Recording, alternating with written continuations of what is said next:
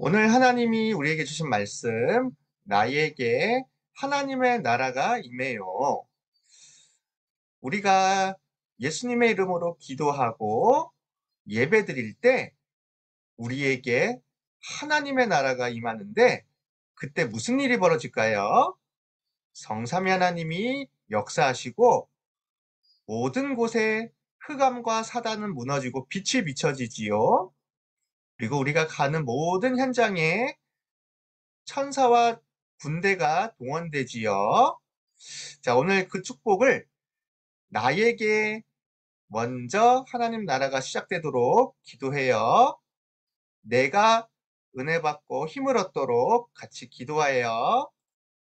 자, 마태복음 13장 23절 말씀 같이 읽겠습니다. 시작. 좋은 땅에 뿌려졌다는 것은 말씀을 듣고 깨닫는 자니 결실하여 어떤 것은 100배, 어떤 것은 60배, 어떤 것은 30배가 되느니라 하시더라. 마태복음 13장 23절 말씀. 아멘.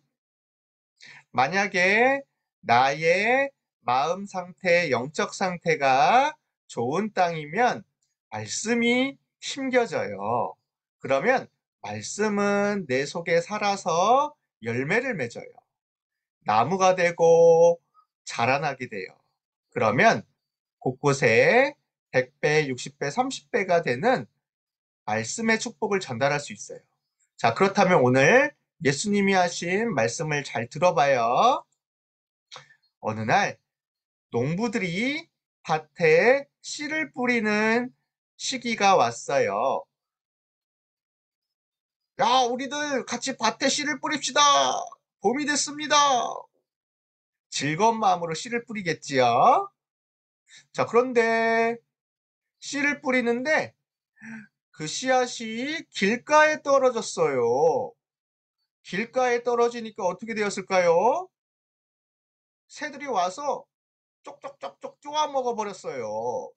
길가는 씨앗이 심겨지지가 않았거든요.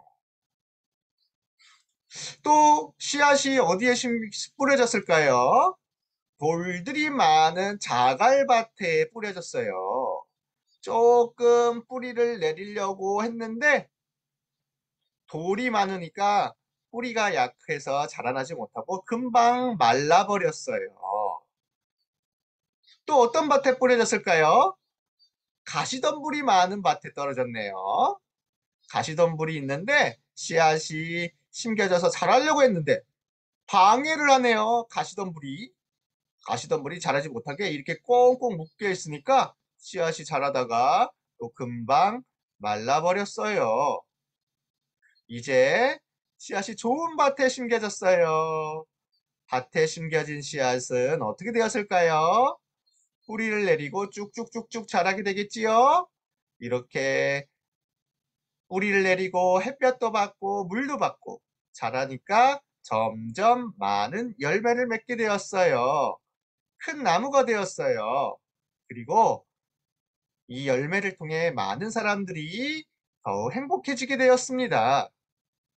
이거는 예수님이 하신 하나님 나라에 대한 말씀이에요. 우리 랩런트들, 이 말씀에는 깊은 의미가 있어요. 어떤 의미가 있을까요? 예수님이 말씀하셨어요. 얘들아, 씨를 뿌리는 농부는 하나님이시란다. 그리고 그 밭은 사람들을 의미하지. 사람들은 길가 같은 마음밭을 가진 사람도 있고, 그리고 자갈밭, 가시덤불과 같이 세상 근심과 염려와 불신앙으로 가득 찬 사람도 있단다. 그런데 좋은 밭을 가진 사람이 있어요. 라고 말씀하신 거예요. 그리고 그 씨앗은 하나님의 말씀이에요. 하나님의 말씀이 모든 사람에게 잘 심겨지면 좋겠는데 사단은 어떻게든지 말씀을 받지 못하게 해서 새들처럼 쪼아먹기도 하고 자갈밭을 만들기도 하고 가시덤불처럼 만들어서 방해도 해요. 자, 이럴 때 우리는 어떻게 해야 우리도 하나님의 말씀을 좋은 밭에 꼭꼭 심어서 열매를 맺는 삶을 가질 수 있을까요? 오늘 예수님이 그 말씀을 하신 거예요. 예수님이 말씀하셨어요. 너희들이 영적 상태가 가장 중요하단다. 너희들 마음과 생각과 중심이 지금 어떤 상태인지 한번 살펴보렴.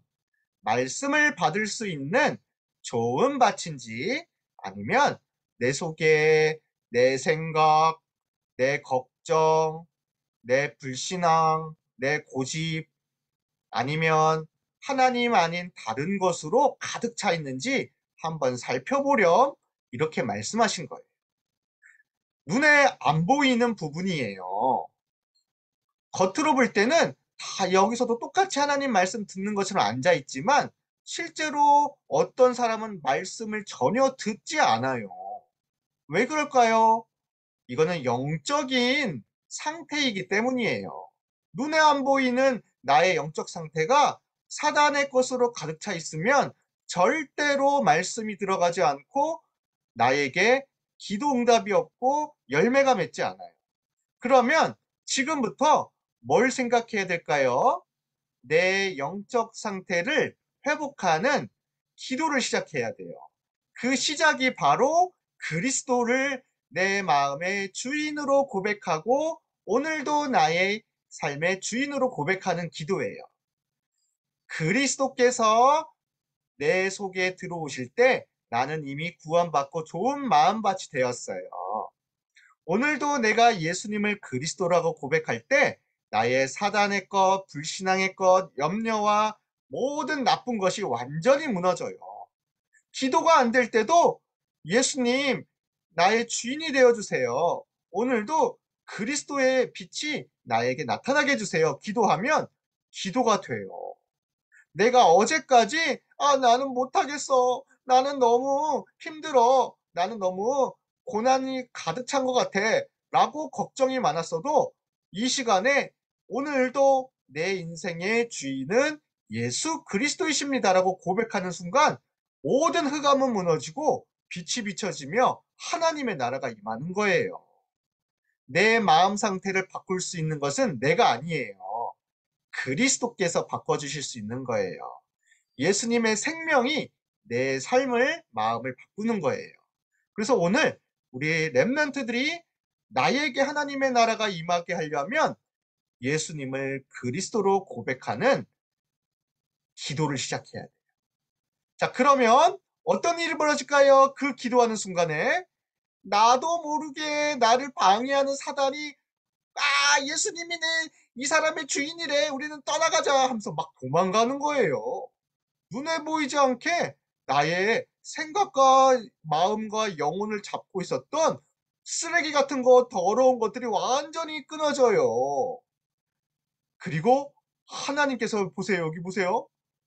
보좌에서 지금 빛을 내리고 계시는 거예요. 이 빛을 차단시키는 모든 것들이 없어지니까 나에게 직접 내 영혼 속에, 내 깊은 생각 속에, 내 잠재의식 속에, 내 마음 속에 임하는 거예요. 이 빛을 받는 시간이 바로 예배 시간, 기도 시간이에요. 그래야지만 말씀이 들리기 시작하는 거예요. 이제 내가 하나님의 말씀을 붙잡게 되었어요. 이번 주 주일에 목사님을 통해서 주셨던 말씀, 하나님의 나라, 그걸 누리면 열매를 맺는 삶이 된다고 했는데 이 말씀이 나의 삶에 임하기 시작하는 거예요. 그러면 내가 가기도 전에 내가 가는 모든 현장에 하나님의 나라가 임해서 오늘도 가는 모든 곳에 빛이 비춰지고 흑암이 무너지고 복음이 전달되는 거예요. 우리 렘넌트들 모든 것 시작하기 전에 나의 영적 상태를 점검하고 나에게 빛이 임하도록 그리스도를 주인으로 모시는 기도를 하는 거예요. 그러면 어떻게 될까요? 열매 맺는 삶이 돼요. 우리의 뿌리 되시는 그리스도, 그리고 우리는 그 위에서 자라나게 돼요. 그리스도께서 자라게 하세요. 우리는 포도나무 대신은 예수님께 붙어 있기만 하면 돼요. 열매는 저절로 맺는 거예요.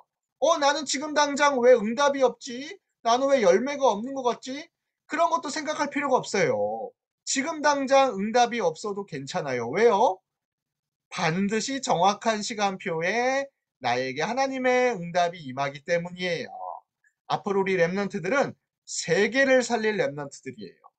앞으로 우리 랩런트들은 가는 모든 곳에 생명을 살릴 랩런트예요. 237 나라 5천 종족 살릴 랩런트예요. 오늘도 하나님의 나라를 누리는 영적인 상태를 가지기를 바라요. 그리스도를 예수님으로 믿고 주인으로 고백하는 하루 되기를 축복합니다. 우리 같이 기도하겠습니다. 두 손 모으고 기도손. 우리 같이 따라서 해볼게요. 나를 구원하시고 나를 구원하시고 보좌의 축복을 보좌의 축복을 주시는 하나님께 주시는 하나님께 감사해요. 감사해요. 나의 영혼과 나의 영혼과 마음 생각에 마음 생각에 하나님의 나라가 하나님의 나라가 임하게 해주세요. 임하게 해주세요. 말씀이 열매로 맺혀져 맺혀져 많은 사람을 살리게 해주세요. 살리게 해주세요. 예수님의 이름으로 예수님의 이름으로 기도합니다. 아멘. 아멘.